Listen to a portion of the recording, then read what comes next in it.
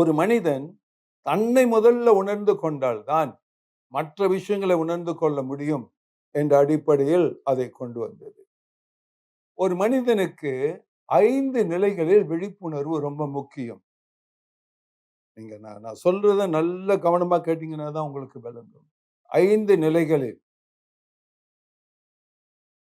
முதலில் தன்னிலிருந்து தான் அது ஆரம்பிக்குது. அதனால தான் அதை டைனமிக் தன் விழிப்புணர்வு. ஒரு மனிதன் தன்னை உணர்ந்து கொண்ட பிறகு குடும்பத்தை உணர்றது. அதாவது டைனமிக் குடும்ப விழிப்புணர்வு. அதற்கடுத்து டைனமிக் பொருளாதார விழிப்புணர்வு. அதற்கடுத்து டைனமிக் சமுதாய விழிப்புணர்வு. அதற்கடுத்து தான் டைனமிக் இறை விழிப்புணர்வு. நான் எப்பொழுதுமே அந்த இறை விழிப்புணர்வை 5வது நிலையில தான் வைத்திருக்கிறேன். இது குறித்து நீங்க எந்த ஒரு தப்பான அபிப்பிராயமும் கொள்ள வேண்டாம். நான் பேசுவதை நீங்க கவனமா கேட்டாதான் உங்களுக்கு நன்றாக விளங்கும். அதனாலதான் கவனமா கேட்டுட்டு வாங்க, கவனமா கேட்டுட்டு வாங்கன்னு நான் சொல்லிக்கொண்டே இருப்பேன். திரும்ப திரும்ப சொல்லிக்கொண்டே இருப்பேன். அது நீங்க உங்க வாழ்க்கையிலேயே நீங்க அதை கடைபிடிக்கணும்.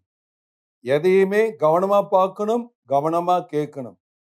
கவனமா பார்த்து, கவனமா கேட்டு, உள் வாங்கிக் கொண்டு ஆய்வு செய்தால்தான் எதையுமே சரியான முடிவுக்கு கொண்டு வர முடியும். அதனால்தான் கவனமா பார்க்கிறீங்க, கவனமா கேட்கிறீங்க. ஒரு மனிதன் முதலில் தன்னை உணர்ந்து கொள்ளணும். தன்னை உணர்ந்து கொள்ளாமல் இறைவனை உணர்ந்து பிரயோஜனம் கிடையாது. முதல்ல நான் யார்?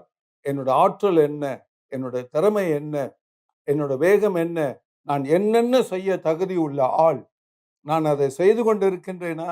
இல்லையா? உண்மையிலேயே நான் என்னுடைய வாழ்க்கையை வாழ்ந்து கொண்டிருக்கின்றேனா? இல்லையா? என்ற ஆய்வு மிக மிக முக்கியம்.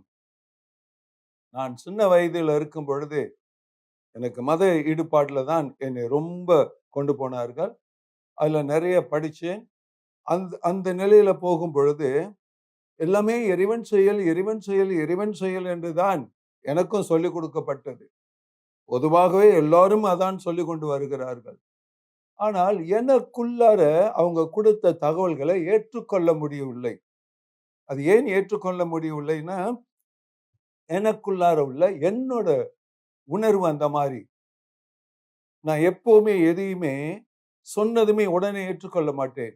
ஆய்வு செய்வேன். அதனாலதான் நான் சொல்கிற விஷயத்தையும் உங்களை ஆய்வு செய்யுங்கள்னு சொல்கிறேன். ஆய்வு செய்யுங்க. எதையுமே ஆய்வு செய்யணும். சொல்லியிருக்கிறார்கள். எப்பொருள் யார் யார் வாய் கேட்பின் அப்பொருள் மெய்ப்பொருள் காண்பது அறிவு அப்படின்னு சொல்லியிருக்கு. எப்பொருள் யார் யார் வாய் கேட்பின் அப்பொருள் மெய்ப்பொருள் காண்பது அறிவுன்னு பேசிட்டா பத்தாது.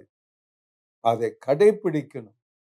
யார் என்ன சொன்னாலும், என்ன சொல்ல வருகிறார்கள், என்ன சொல்லிக் கொண்டிருக்கிறார்கள் என்பதை முதலில் கேட்காமல் எந்த ஒரு தீர்மானத்துக்கு வந்துடக்கூடாது. அதே மாதிரிதான் இப்ப நான் சொல்றதையும் கவனமா நீங்க கேளுங்கன்னு சொல்றேன்.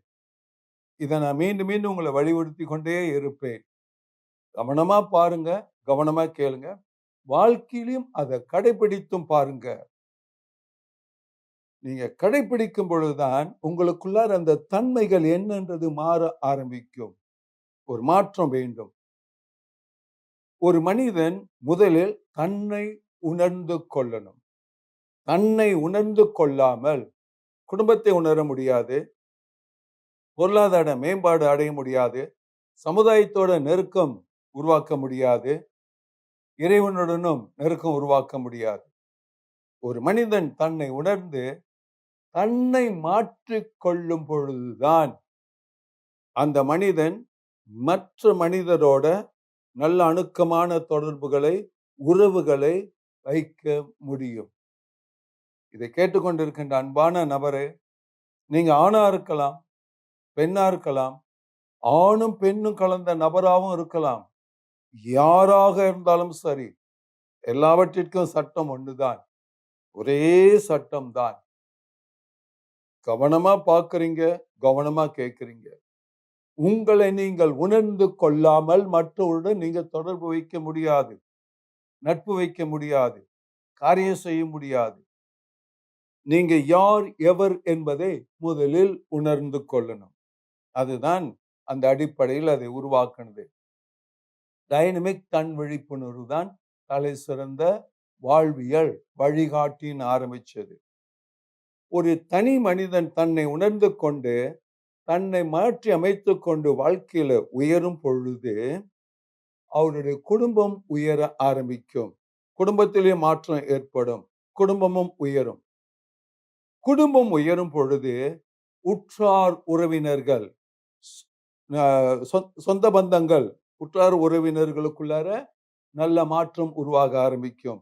நல்ல நெருக்கம் உருவாக ஆரம்பிக்கும். உற்றார் உறவினர்களுக்குள்ளார நல்ல மாற்றமும் நெருக்கமும் ஏற்பட ஆரம்பித்தால் நண்பர்களுக்குள்ளார நல்ல ஐக்கியங்கள் உருவாக ஆரம்பிக்கும். அதாவது நட்பு, சுற்றுப்புற சூழல் இவர்களுக்குள்ளார இந்த நிலையில மாற்றம் உருவாகும் பொழுது சமுதாயமே மாற ஆரம்பிக்கும். சமுதாயம் மாறும் பொழுது ஒரு நாடே உயர ஆரம்பிக்கும். ஒரு நாட்டின் உயர்வு என்பது ஒவ்வொரு தனி மனிதனிடமிருந்து ஆரம்பிக்குது என்பதை நீங்கள் முதல்ல உணர்ந்து கொள்ளணும். ஒரு தனி மனிதன் உயராமல் சமுதாயம் உயர முடியாது. இப்ப பொதுவா எடுத்துக்கொண்டால் சமுதாயத்துல மாற்றம் வரணும், சமுதாயத்துல முன்னேற்றம் வரணும், சமுதாயத்துல திருப்புமுனை வரணும், சமுதாயம் மாறணும் என்றுதான் பேசிக்கொண்டு இருக்கிறார்களே தவிர ஒரு தனி மனித மாற்றம் என்றால் என்ன, அந்த தனி மனிதன் எப்படி மாறணும், அந்த தனி மனிதன் எப்படி மாறினால் சமுதாயத்துக்குள்ளார மாற்றத்தை கொண்டு வர முடியும் என்பதிலெல்லாம் கவனம் செலுத்த தவறி இருக்கிறது. இதை நீங்க ரொம்ப கருத்தில் கொண்டு ஆய்வு செய்யுங்க. ஒரு தனி மனித மாற்றம் தான் எல்லா மாற்றத்துக்கும் காரணம். ஒரு நாடு உயர்கிறது என்றால் ஒவ்வொரு தனி மனிதன் உயர்வதன் மூலியமாக தான் நாடே உயருது. அப்போ ஒவ்வொரு தனி மனிதனும் முக்கியம்.